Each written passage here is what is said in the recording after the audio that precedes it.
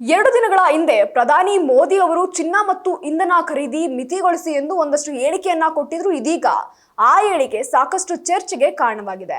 ಈ ಹೇಳಿಕೆ ಕೊಟ್ಟ ನಂತರ ಇದೀಗ ದೇಶದಲ್ಲಿ ಪೆಟ್ರೋಲ್ ಡೀಸೆಲ್ ಸರಬರಾಜಿನಲ್ಲಿ ಒಂದಷ್ಟು ವ್ಯತ್ಯಾಸಗಳು ಸಹ ಉಂಟಾಗಿರುವಂತದ್ದು. ಚಿಲ್ಲರೆ ಪೆಟ್ರೋಲ್ ಬಂಕ್ಗಳಲ್ಲಿ ಐಸ್ಪಿ ಡೀಸೆಲ್ ಕೊರತೆ ಉಂಟಾಗುವಂತಹ ಆತಂಕ ಇದೀಗ ಎದುರಾಗಿದೆ.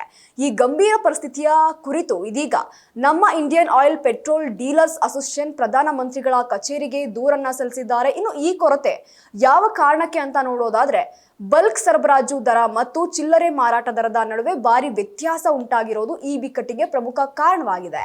ಕೈಗಾರಿಕೆಗಳು ಮತ್ತು ದೊಡ್ಡ ಸಂಸ್ಥೆಗಳು ಈ ಹಿಂದೆ ಬಲ್ಕ್ ಸರಬರಾಜು ಮೂಲಕ ಡೀಸೆಲ್ ಪಡಿತಾ ಇದ್ವು. ಆದ್ರೆ ಈಗ ಅಲ್ಲಿ ದರ ಹೆಚ್ಚಾಗಿರೋದ್ರಿಂದ ಕೈಗಾರಿಕಾ ಮಟ್ಟದ ಖರೀದಿಗಳು ಚಿಲ್ಲರೆ ಪೆಟ್ರೋಲ್ ಬಂಕ್ಗಳಿಗೆ ಒಂದ್ ಕಡೆ ಬಂದು ಪೆಟ್ರೋಲ್ ತಗೋತಾ ಇದ್ದಾರೆ. ಇದರಿಂದಾಗಿ ಸಾಮಾನ್ಯ ಗ್ರಾಹಕರಿಗೆ ಮೀಸಲಿಟ್ಟಂತಹ ಪೆಟ್ರೋಲ್ ಡೀಸೆಲ್ ಕೈಗಾರಿಕೆಗಳ ಪಾಲಾಗ್ತಾ ಇವೆ.